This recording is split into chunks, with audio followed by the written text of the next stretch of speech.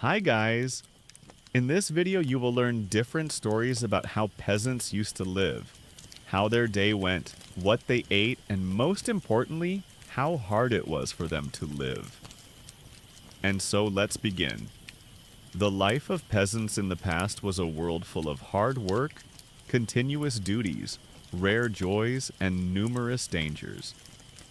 For centuries, peasants constituted the majority of the population in various countries worldwide, and their way of life formed the foundation of society. For many of us, the lives of past peasants seem like a distant echo, almost a fictional plot from books or movies. However, delving into the details of their daily life can help us understand what it was like to live in conditions where the success of your life depended on the whims of the weather, the harvest, and the Lord's attitude. Let's explore this topic in more detail. Peasant diet. The foundation of the peasant diet consisted of simple yet nutritious foods. Depending on the region and season, their diet could vary significantly. The most common foods were grains, wheat, rye, oats, and barley. These were used to make bread, porridge, and sometimes noodles. Bread was not only food but also a symbol of life, and its baking was an important family ritual.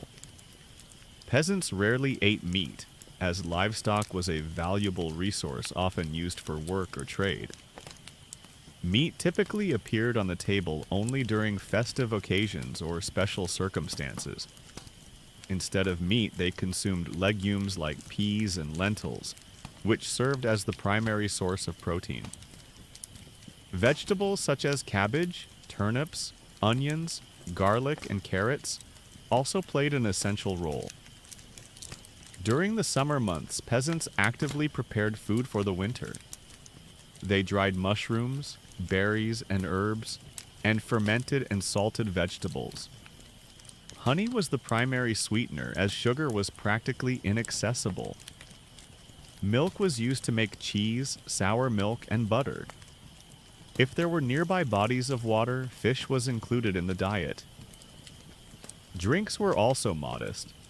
The most common beverage was water, but it was often boiled and infused with herbs for purification. Kvass, weak herbal infusions, and homemade beer were popular, while strong alcoholic beverages were rare. Daily duties. The peasant's day began early, often with the first rays of the sun. Everyone, from the elderly to children, would rise. The main occupation was caring for the land and animals. Men engaged in plowing, sowing, harvesting, repairing tools, and maintaining farm structures. Women managed household chores, cooked food, spun, wove, and cared for children and domestic animals.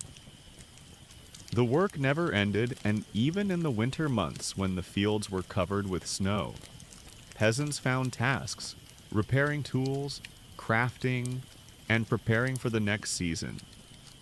Each family had its own plot of land, but it typically belonged to a lord or the state.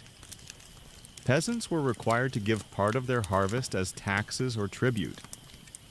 Additionally, there were communal tasks such as building roads, mills, or churches. Children started working at a young age. Boys helped their fathers in the fields and learned to handle tools, while girls assisted their mothers at home. Education was rare and literacy among peasants was low. However, in some places, children attended church schools. Religion and customs religion occupied a central place in the lives of peasants. Church holidays were not only spiritual events, but also rare moments of rest. Many peasant customs and traditions intertwined with religious rites. For instance, festivals related to the harvest often included Thanksgiving prayers. Peasants believed in the power of nature, omens, spirits, and superstitions. These beliefs influenced their daily decisions, from the timing of planting to choosing a location for building a house. Folk beliefs helped explain unexplained phenomena and provided a sense of control over their fate, even if it was only an illusion. Dangers and hardships. The life of a peasant was fraught with numerous dangers. The primary threat was hunger. If the harvest failed due to drought, floods, or pest infestations, the family could face the brink of survival. Diseases also posed a significant problem. Medicine was practically non-existent, and folk remedies were not always effective. Peasants suffered from wars and raids. Military conflicts destroyed villages and took away food supplies and livestock. Additionally, peasants were often subjected to looting by robbers or unscrupulous tax collectors. Another challenge was the natural environment. Wild animals such as wolves or bears could threaten both livestock and peasants themselves. Harsh weather conditions, fires, and floods could also destroy everything a family had built over the years. Moments of joy. Despite all the hardships, there were bright moments in peasant life. Family celebrations, village festivals, weddings, and christenings brought joy and community bonding. Songs, dances, and folk games helped temporarily forget about worries. Peasants knew how to find happiness in simple things: good weather, a bountiful harvest, and the health of loved ones. These moments were a source of strength and hope, enabling them to continue their hard work. Conclusion. The life of peasants in the past was harsh and full of challenges, but also remarkably resilient. Their lifestyle and culture formed the foundation of society, and their labor sustained the cities and palaces. Understanding this history helps us appreciate the achievements of modernity and the comforts we have today.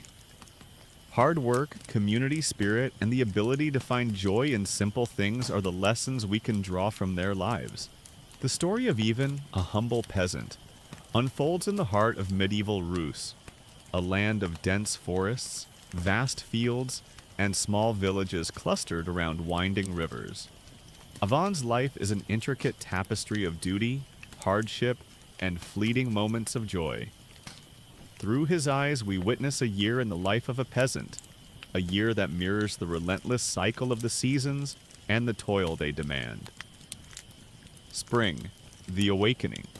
Ivan was born into the soil, his life intertwined with the earth he plowed. As the frost retreated and the first green shoots pierced the thawing ground, he rose before dawn each day.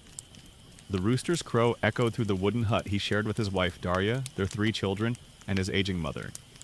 The one-room dwelling was cramped but warm, its walls lined with dried herbs and tools. Spring was a time of renewal and preparation. Ivan's primary task was to ready the fields for planting. Alongside his neighbors, he harnessed their communal ox to a plow and turned the earth, rich with the promise of life. This was grueling work, made heavier by the knowledge that a poor harvest could spell disaster. Darya managed the household with a steady hand.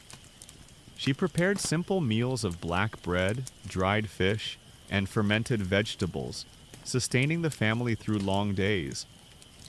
The children, though young, had their roles. The eldest, Masha, fetched water from the river, while the younger boys collected firewood. Evenings were a brief reprieve. Ivan would sit by the fire, mending tools or carving wooden toys for the children. The family recited prayers, thanking God for the day and seeking his blessing for the morrow. Summer, the struggle. With the arrival of summer, the village buzzed with activity. Ivan rose earlier than ever, his days consumed by planting, weeding, and tending the crops. The sun was merciless and the air thick with the scent of earth and sweat. Despite the hardships, Ivan found solace in the rhythmic labor and the knowledge that he was providing for his family. On Sundays, the village gathered at the small wooden church atop a hill. The priest, Father Pavel, delivered sermons that spoke of humility and perseverance. These gatherings were a rare chance for socializing. Ivan exchanged news with his friends, while Darya shared gossip with the other women. One of Ivan's duties was to assist in maintaining the village's communal lands. Together, the men repaired fences, cleared paths, and ensured the irrigation channels flowed freely. These tasks, though necessary, added to the strain of their personal responsibilities. Dangers lurked in the shadows of summer. One evening, a thunderstorm swept through the village, its fierce winds threatening to flatten the crops. Ivan and his neighbors worked through the night, securing what they could. The storm passed, leaving destruction in its wake, but also a profound sense of relief. Autumn, the harvest. Autumn was a season of both hope and urgency.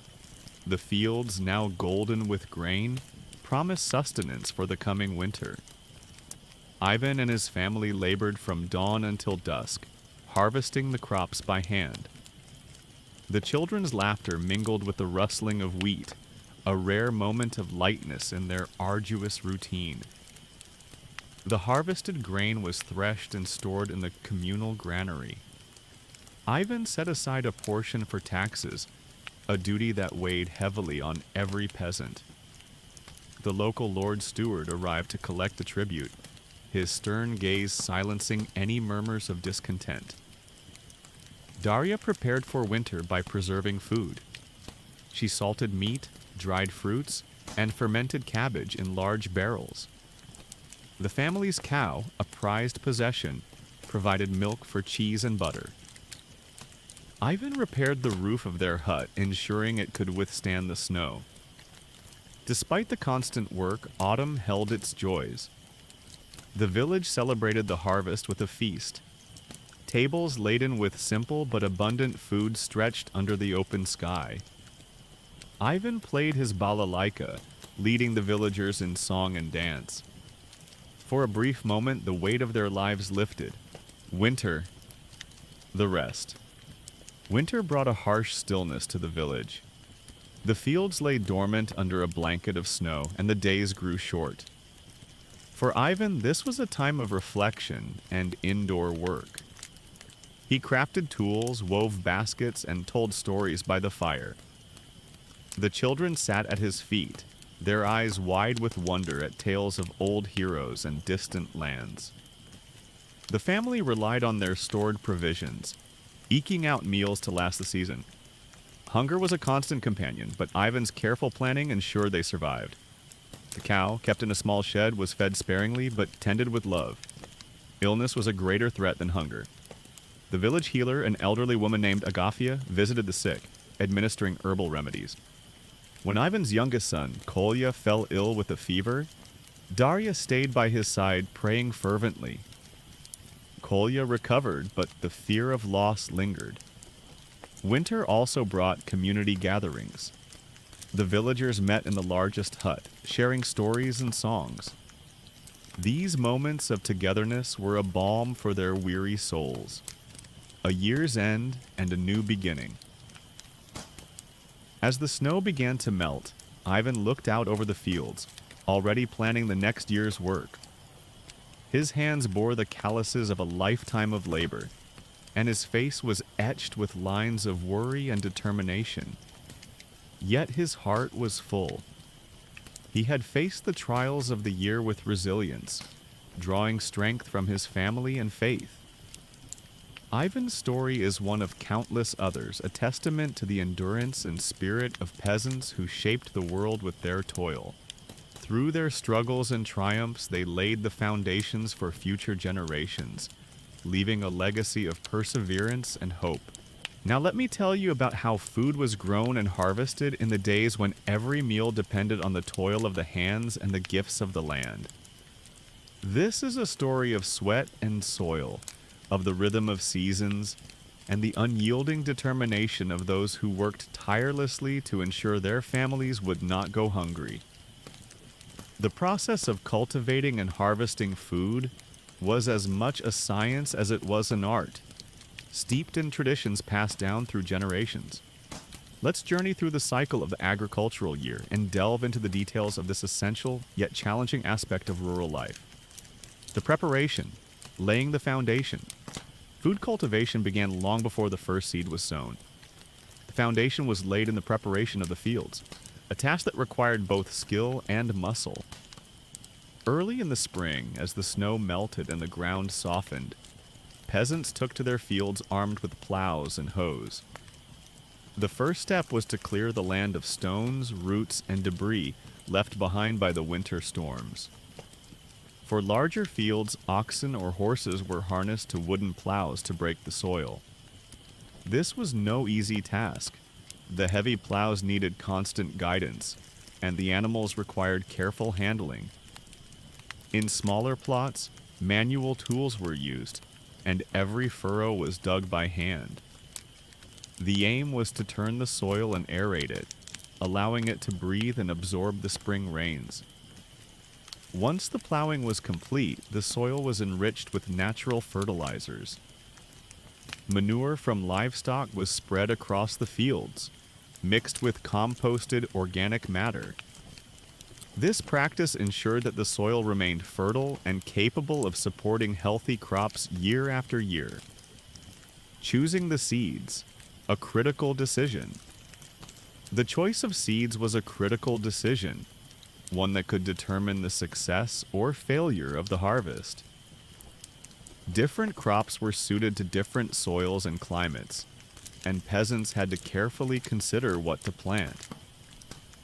In temperate regions, staples like wheat, rye, oats, and barley were common. In other areas, crops such as millet, rice, or maize might take precedence. Seed selection also depended on the purpose of the crop. Some grains were grown for bread making, while others were reserved for brewing or animal feed. Vegetables like turnips, carrots, and onions were essential for the family's diet, while legumes like peas and lentils provided much-needed protein. Once the seeds were chosen, they were carefully inspected. Any that showed signs of damage or disease were discarded. This was a meticulous process, as the quality of the seed could directly impact the yield. The planting, a labor of precision.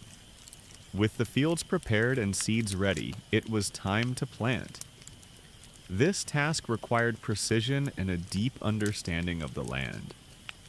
Seeds were sown in straight rows to make weeding and harvesting easier. The spacing of the seeds was critical. Too close and the plants would compete for nutrients. Too far apart and the land would not be used efficiently. In some regions, planting was done by hand, with each seed carefully placed in the soil and covered with a thin layer of earth. In others, simple tools like seed drills were used to speed up the process. The timing of planting was also crucial.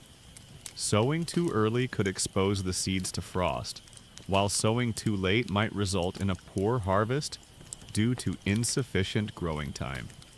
Caring for the crops, a continuous effort. Once the seeds were in the ground, the real work began. Caring for the crops was a continuous effort that required constant vigilance. Weeding was one of the most labor-intensive tasks, as unwanted plants could choke the crops and reduce yields. Peasants used hoes and their bare hands to remove weeds, often spending hours bent over under the hot sun. Irrigation was another critical task. In areas with limited rainfall, water had to be brought to the fields through elaborate systems of ditches and canals. Peasants worked tirelessly to maintain these systems, ensuring that their crops received adequate moisture. Pests and diseases posed a constant threat. Insects like locusts could devastate entire fields, while fungal infections could ruin a harvest.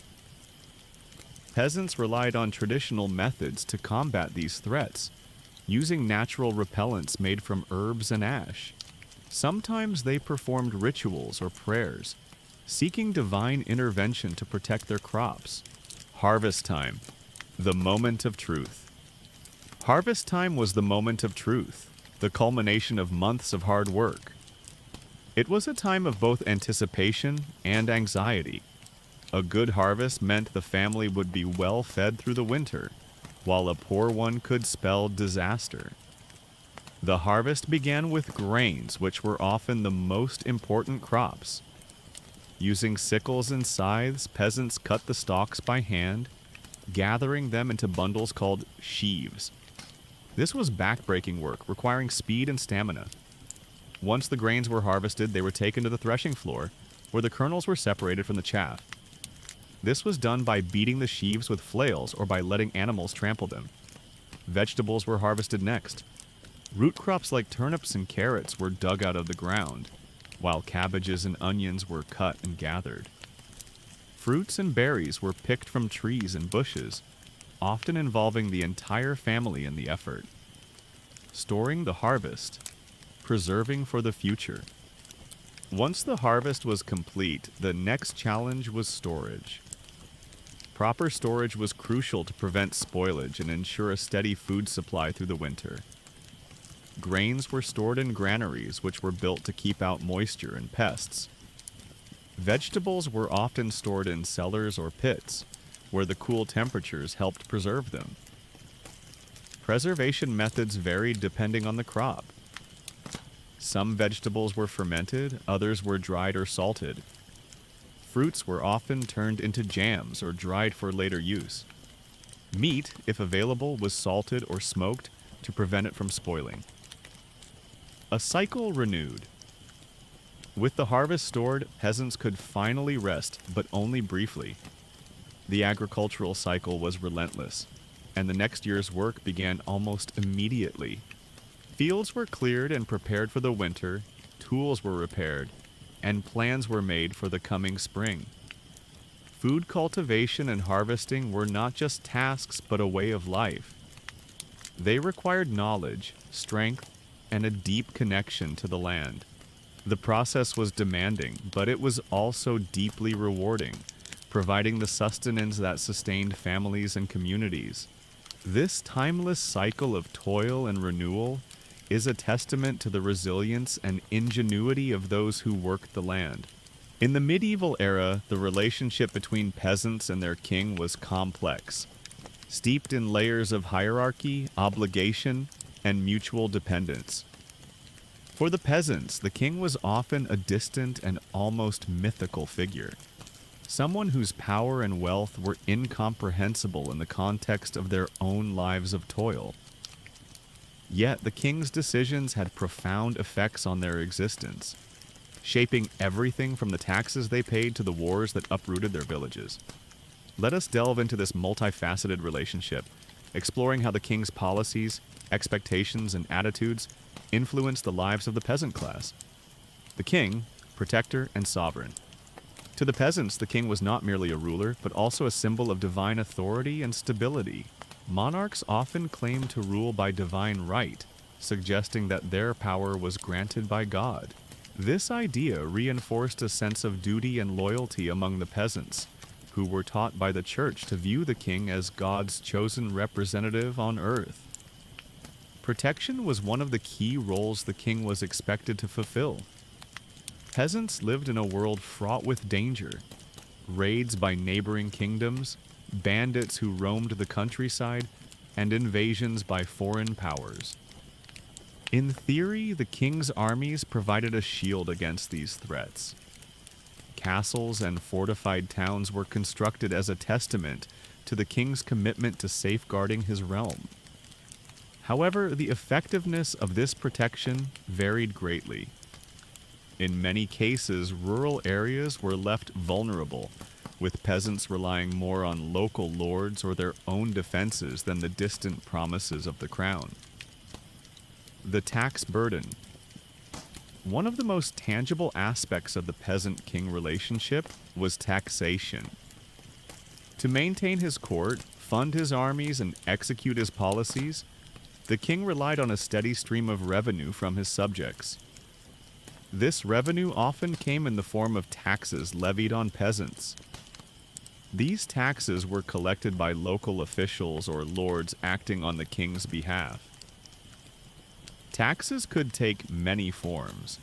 There were direct taxes, such as a portion of the harvest, and indirect taxes, such as fees for using the lord's mill or oven. Peasants were also often required to perform labor services known as corvée. working on roads, bridges, or other projects deemed necessary by the king or his representatives. The tax burden was a source of significant resentment among peasants. In years of poor harvests, meeting the king's demands could mean the difference between survival and starvation. Yet, refusal to pay was rarely an option. The penalties for tax evasion were severe, ranging from fines to imprisonment, and could even result in the confiscation of land or property. Laws and justice. The king was also the ultimate arbiter of justice. Royal laws governed the land, and the king's courts were the highest authority. For peasants, this legal structure was both a source of protection and oppression. On the one hand, the king's laws could provide a measure of fairness, particularly when disputes arose between peasants and their lords. In such cases, the king's court could serve as a neutral party. On the other hand, the legal system was often inaccessible to peasants, who lacked the resources and knowledge to navigate it effectively. Local officials who were supposed to represent the king's authority were sometimes corrupt or biased, further alienating the peasant class. Obligations of war. One of the most significant demands the king placed on his subjects was the obligation to support his military campaigns. While peasants were not typically conscripted into the king's armies, they were still expected to contribute. This could involve providing food, horses, and other supplies, or even transporting goods to the battlefield. During times of war, peasants' lives were often upended. Fields went untended as men were pulled away to assist in military logistics. Villages near the front lines faced looting and destruction, not only by enemy forces, but sometimes by the king's own soldiers. The toll of war on the peasantry was immense, with many families struggling to recover for years after a major conflict. The king's image. Despite these burdens, the king was often seen as a figure of awe and reverence. Stories of royal generosity and grandeur spread through the land, painting the monarch as a benevolent and almost otherworldly presence. Festivals, parades, and public ceremonies showcased the king's wealth and power, reinforcing his authority and inspiring loyalty among his subjects. At the same time, dissatisfaction with the king could simmer beneath the surface. In times of excessive taxation, failed military campaigns, or famine, peasants might begin to question the king's leadership. Rebellions, though rare, were not unheard of, with peasants rising up to demand relief from their suffering. Such uprisings were often met with brutal suppression, further entrenching the king's dominance but leaving scars on the relationship between ruler and subject. Mediators, the role of lords and clergy. The relationship between peasants and the king was often mediated by local lords and the clergy. Lords acted as the king's representatives, overseeing the daily administration of the lands and collecting taxes. For peasants, the lord was often the most immediate authority, and their interactions with the king were filtered through this intermediary. The clergy also played a significant role in shaping the peasants' perception of the king. Through sermons and religious teachings, priests reinforced the idea of loyalty to the crown as a moral duty. Church celebrations and rituals often included prayers for the king's health and success, further intertwining religion and royal authority. A relationship of mutual dependence. Ultimately, the relationship between peasants and their king was one of mutual dependence, albeit an unequal one. While the king relied on the labor and resources of the peasantry to sustain his kingdom, the peasants depended on the king for protection and governance. However imperfectly those needs were met. This dynamic shaped the social and political fabric of medieval society, creating a system that was both resilient and fraught with tension. Through the eyes of a peasant, The king was both a distant benefactor and an imposing figure whose decisions carried profound consequences. This complex interplay of power, duty, and survival defined their lives, leaving a legacy that echoes through history. Childhood in past centuries was vastly different from today, especially in rural and peasant communities where life was dictated by the rhythm of the seasons and the demands of survival.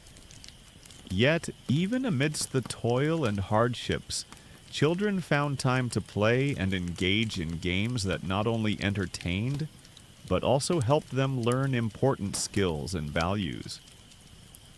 These games, rooted in the culture and traditions of their time, were often simple and required little more than imagination, resourcefulness, and the company of others. The context of childhood play. Children in agrarian societies often had responsibilities from a young age. Boys might help their fathers in the fields, tending livestock or gathering firewood, while girls assisted their mothers with cooking, cleaning, and caring for younger siblings. Despite these duties, play was an essential part of their lives, offering moments of joy, creativity, and camaraderie. The types of games children played were influenced by their environment, social structures, and available materials. Many games mirrored the daily activities of adults, helping children prepare for their future roles in society. Others were purely recreational, allowing children to escape the rigors of their everyday lives. Outdoor games and physical play. The open fields, forests, and village commons were natural playgrounds for children. With no manufactured toys or designated play areas, they used their surroundings to invent games that required physical agility, coordination, and teamwork. Tag and chase games. One of the most universal forms of play was tag, where one child, designated as it, chased others in an attempt to touch them and pass on the role.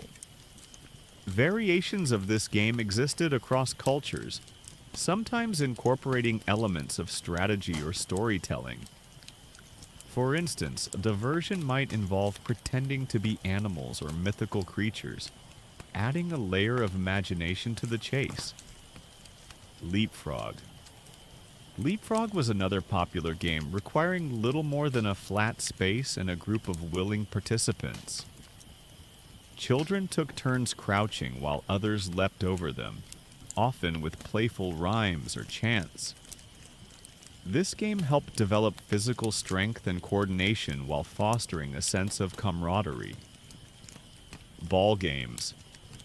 Simple ball games were common, with children crafting balls from rags, leather scraps, or even stuffed animal bladders. These games ranged from basic tossing and catching to more structured activities resembling modern soccer or handball. Playing with a ball encouraged teamwork and quick reflexes, skills valuable in many aspects of life. Role-playing and imitation games. Role-playing was a significant part of childhood play, allowing children to mimic the adult world around them. Through these games, they practiced the roles they would eventually take on in their communities. Farm and household play children often imitated the work of their parents, pretending to plow fields, milk cows, or bake bread. Sticks became plows and mud pies served as loaves of bread. These games were not only fun, but also educational, helping children internalize the skills and rhythms of their community's way of life. Knight and warrior games. In societies where warfare was a reality, boys often played at being knights or soldiers. Wooden swords and makeshift shields were common props, and games of mock combat honed their physical abilities and strategic thinking. Stories of heroic deeds and battles passed down through oral traditions often inspired these games. Market and trade girls and boys alike enjoyed games that simulated market exchanges. They used pebbles, leaves, and other natural objects as currency and goods, practicing bartering and negotiation. These games reflected the economic activities of their families and introduced children to the concept of trade. Seasonal and festive games. Many games were tied to the seasons or specific festivals, blending play with community rituals and celebrations. Maypole dancing. During spring festivals, children participated in maypole dances, weaving colorful ribbons around a tall pole in intricate patterns. This activity combined music, rhythm, and teamwork, creating a sense of unity and joy. Winter sliding in. Winter, frozen ponds, and snow-covered hills provided the perfect settings for sliding games. Children fashioned sleds from wooden boards or simply used their bodies to glide down icy slopes, shrieking with laughter despite the cold. Harvest games. During harvest time, when work was abundant but spirits were high, children invented games using the tools and materials at hand. They might stack hay bales into forts or compete to see who could collect the most grain heads. These games blended play with productivity, reinforcing the communal nature of harvest work. Quiet games and puzzles. Not all games required physical activity. Quiet games and puzzles offered moments of rest and mental stimulation. Knucklebones. Knucklebones, a precursor to modern jacks, was a popular game played with small bones or stones. Players tossed and caught the pieces in various sequences, requiring dexterity and concentration. Board games. Simple board games made from carved wood or scratched into the ground were another form of entertainment. These games often involved strategy and foresight, teaching children valuable problem-solving skills.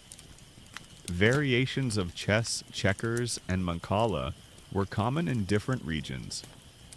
Storytelling games. Storytelling was both an art and a form of play. Children took turns adding to a collective tale, creating imaginative and often humorous narratives. This activity fostered creativity, language skills, and a sense of community.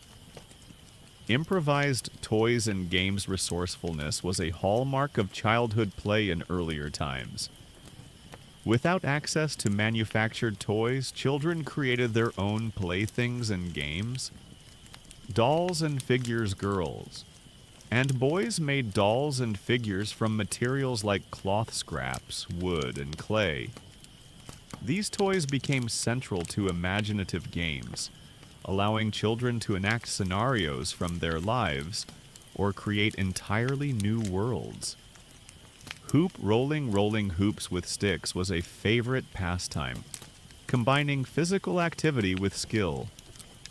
The challenge was to keep the hoop moving smoothly over rough terrain, often competing with friends to see who could roll it the farthest or fastest.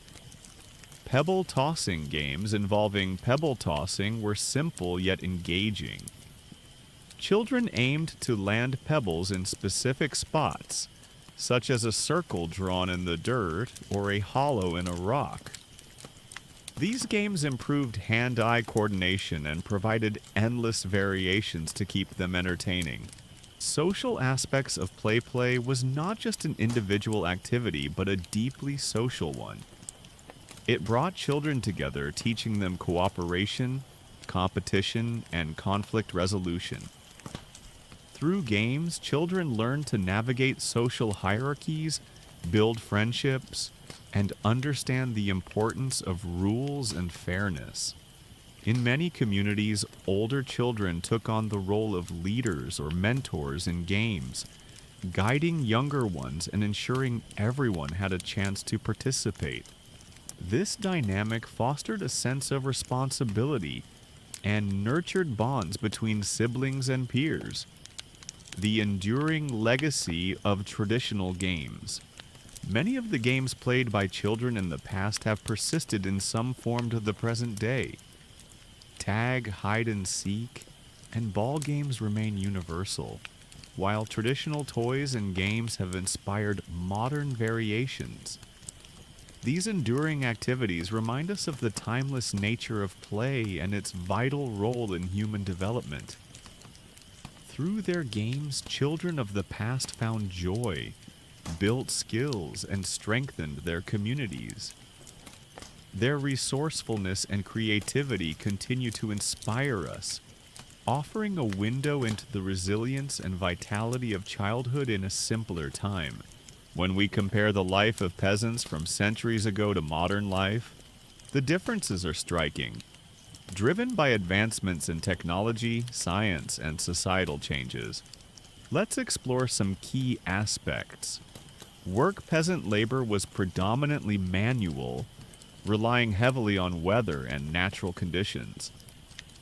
Today, mechanization and automation have replaced much of the physical work, especially in agriculture. Tractors, combines, and irrigation systems accomplish tasks in hours that once took weeks. Furthermore, modern society offers a broader range of career choices, whereas peasants had little to no opportunity for occupational diversity.